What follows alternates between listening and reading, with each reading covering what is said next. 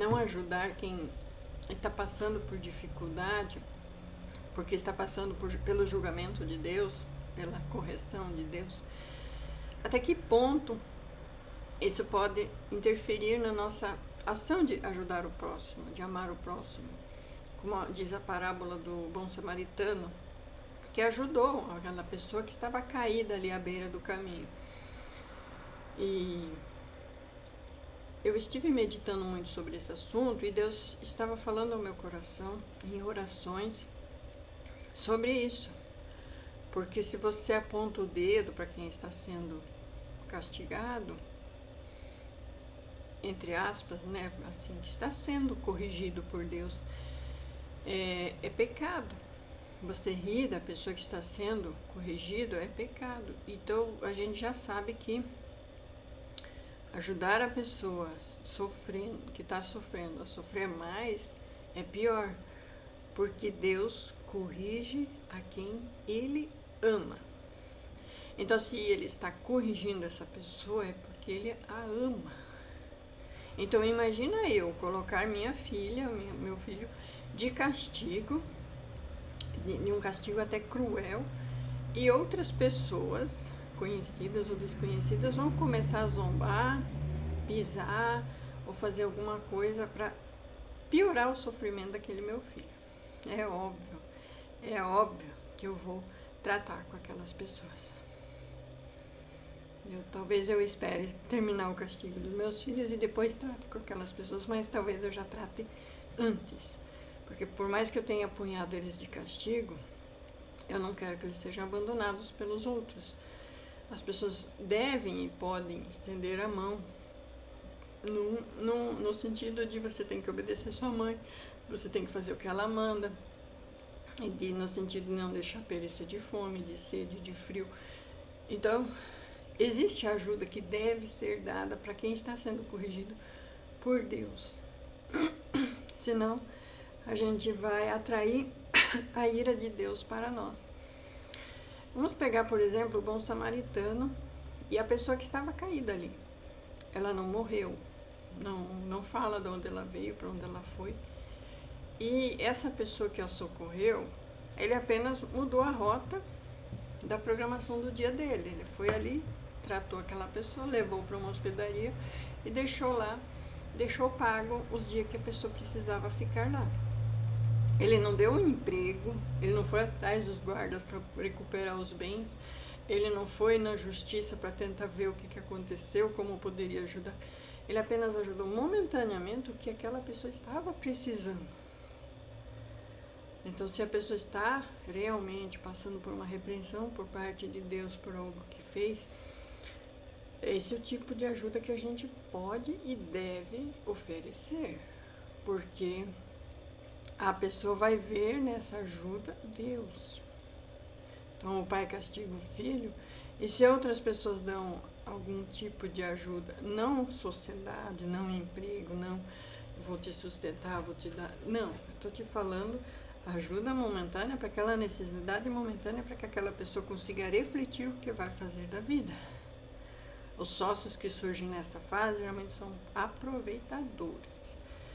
E alguns surgem nessa fase te oferecendo sociedades, te oferecendo casa, te oferecendo tudo, e depois quando vem e o pai não te dá o que você tinha promessa de ter, eles puxam o tapete e você fica na rua de novo.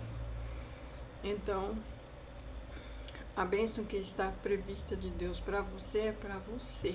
E os atravessadores querem se beneficiar disso, muitas vezes são duramente castigados por Deus, por se intrometer nisto. Então, a correção que vem de Deus para alinhar a pessoa, ela é uma correção amorosa. Ela é uma correção que é para restauração espiritual. No caso do cônjuge, no caso da pessoa que está afastada da vontade de Deus, que está bebendo, que não está indo na igreja, não está lendo a Bíblia, não está orando, jejuando, meditando em Deus dia e noite, perdoando, liberando perdão, tendo uma fala cristã.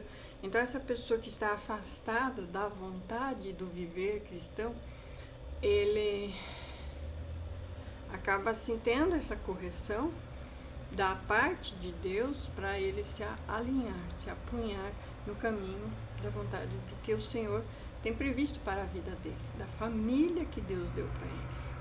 Então, quando a pessoa começa a buscar o que realmente é a vontade de Deus, então ajudar o próximo se torna algo, e abandonar sua família é algo como se ele fosse pior do que um ateu. Pior do que um ateu. Um ateu, uma pessoa do mundo, uma pessoa que não é cristã, que não aceita Jesus Cristo, ele é alguém que a gente já descarta. Mas esse cônjuge que abandonou a esposa, a primeira aliança, que a largou na rua da amargura, como se Deus fizesse com Israel o que Oséias fizesse com Gomer, então não quero mais saber, abandonava para lá, e os amantes abandonavam para lá, e ela morresse na rua da amargura. Então essa primeira aliança, ela deve ser guardada, e essa pessoa, ela vai ser corrigida para ela se posicionar como cônjuge que intercede pelo lar, pela família, pelos seus. Então ajudar filhos de outras pessoas se torna pecado se ele está negligenciando os próprios filhos. Ajudar outras mulheres se torna pecado se ele está deixando de ajudar a primeira aliança dele, aquela que ele se comprometeu, que é o único casamento aceito por Deus. Eu fiz ontem um estudo sobre esse tema e ele é bem complexo. Só que tem casamentos que Deus aceita, que estão dentro da vontade de Deus, primeira aliança, tem os casamentos por negócios, que hoje em dia não são mais, né? Mas eles também são aceitos, dependendo do caso. E tem os casamentos já arranjados. Tem os casamentos que não são aceitos, dos adúlteros, seja de qual lado for. O adultério sem perdão, ele causa consequências até para quem tenta casar com essas pessoas, ou se casa com essas pessoas. Então, o casamento de adúlteros, quando um adultera, o outro adultera junto. Se o marido vai na zona, a mulher se torna adúltera junto com ele, que é adúltero.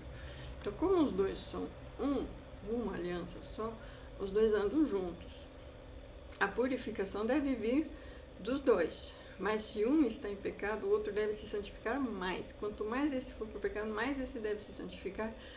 Porque, como eles são essa santificação vai santificar o outro. E talvez até faça as adúlteras se converterem. De maneira nenhuma essa pessoa de livre e espontânea vontade vai ir lá na adúltera achando que a santa vai santificar aquela, por isso que ele tem que ir lá. Não. Você não tem que ir lá. De maneira nenhuma trazer esse fardo para tua esposa. O teu dever é proteger ela do mundo e não trazer o mundo para ela ter mais uma cruz para carregar. Teu dever, como sacerdote do lar, é proteger teu cônjuge do mundo, de todas as influências do mundo. Então, no momento que você apoia, de qualquer maneira possível, essa relação com essa pessoa, que é um adultério, você está descumprindo a palavra e a promessa que é protegê-lo do mundo, protegê-lo dessas mulheres, desses homens. Então, não apoie, não ajude, pelo contrário, repreenda. Pecado é pecado. O castigo do pecado é a morte. E não tem enfeitezinho para isso. Então eu quero ser cristão, eu vou achar uma igreja que me aceite ser cristão, mas eu não quero esse jugo sobre mim. Existem igrejas de todos os tipos, né? Podem ser que alguma te aceite, mas a primícia do evangelho é o perdão, sempre. Mas enquanto tiver uma pessoa abandonada, não tem como construir um lar feliz em cima daquela pessoa abandonada, fruto da primeira aliança. Não existe isso na palavra de Deus, não existe isso Isso é duramente corrigido em Malaquias, é duramente corrigido em Oséias. Em Oséias, Deus mostrou como ele age com todos nós. E aqui eu não estou falando somente de adúlteros, estou falando de todas as formas de pecadores que abandonam Deus e cometem pecados e vivem no mundo, de qualquer tipo de pecado. Não precisa ser necessariamente pecados de ordem sexual, pode ser do 1º ao 10º mandamento e mais todos os outros. Todo pecado te afasta de Deus. Apesar de que nesse canal o que dá mais enfoque e publicidade é esse tema da restauração do casamento e do relacionamento. E eu quero muito que você dê o seu feedback na minha comunidade. Curte, isso me ajuda muito. Comenta e compartilha, se possível, com alguém que precisa ouvir essa palavra. Em nome de Jesus. Amém.